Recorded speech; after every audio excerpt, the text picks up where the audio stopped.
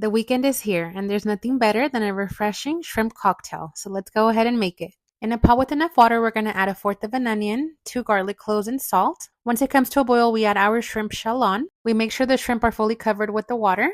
And once it comes to a boil again, we remove the shrimp and add them to an ice bath. This will stop the cooking process and make sure the shrimp are not overcooked.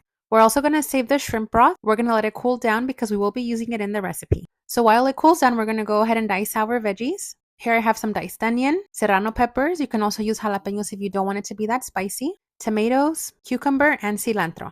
We can now remove the shell from the shrimp and we add them to the bowl. You can also dice the shrimp if you'd like to. We're going to add the juice of 2 limes.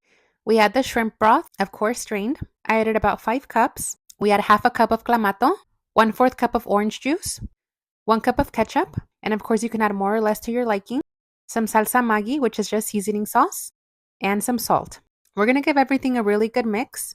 At this point, go ahead and taste it. And again, you can add more shrimp broth, more ketchup, or more salt. And just like that, your super delicious shrimp cocktail is ready to enjoy.